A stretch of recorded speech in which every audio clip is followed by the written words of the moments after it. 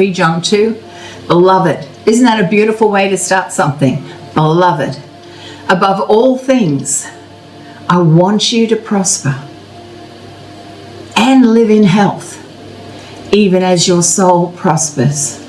So after this 90 days on covenant wealth, we're going to be doing covenant health. So we can get we can get 3 John 2 actually manifesting in our lives. When Jesus went to the cross, what we don't fully understand, I think we don't have a real revelation of, is that he fully destroyed the world systems. He destroyed the world's economic system. He destroyed the devil's health system, which is sickness, disease, and death. Jesus destroyed it all. Sometimes we take those promises as being individual, like Jesus took my poverty and gave me his riches. But in reality, it was a gift to the world. And he completely destroyed the world system, the Babylonian marketplace system, however you want to call it, just by living covenant.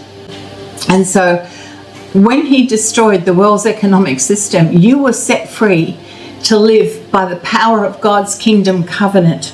And that totally changes everything. It really does. It changes everything. We're going to look at that and just see it. Now, remember what I've been saying most of this year. We are to be positioned as divine disruptions. God wants to use us as a divine disruption to the world system.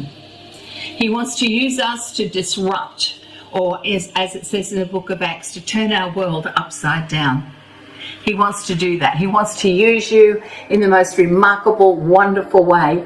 But we tend to limit him. We tend to have restraints and restrictions put upon him. But that's what he wants. And we can see disruption everywhere.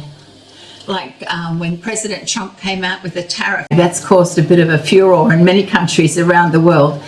We've had that big earthquake in Burma. People dying of poverty, not having enough to eat.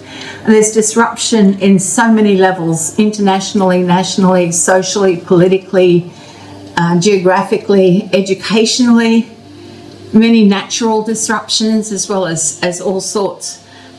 Hurricanes, floods and fires. And it seems like we have no actual control, but that's a lie. When we think we have no control, we have forgotten that God is the God of the universe, and we have been given control through Jesus Christ. So the very minute you think you have no other choice but to do that, you need to rethink your position, because God always gives us a choice. He always has the answer. And I believe that God wants to bring a divine disruption into our lives financially. A divine disruption that brings profit. Who doesn't want to have more profit in their business? A divine disruption that brings peace, that breaks the pattern of familiarity and brings in the power of the new. And it positions you as kingdom citizens. And we have truly got to learn to live as kingdom citizens, living from the power of the covenant. As we learn to do this, let me just warn you, there will be times when it's going to be uncomfortable. When you think, oh, I like the old way better than this, I'm not quite comfortable with this. But let me tell you that life begins at the end of the comfort zone. The comfort zone really is just stagnation. It just means that everything's going to continue that way forever, and we don't want it. So there will be times of discomfort as we allow divine change to be released through our lives. But I want you to remember Isaiah 43 verse 10.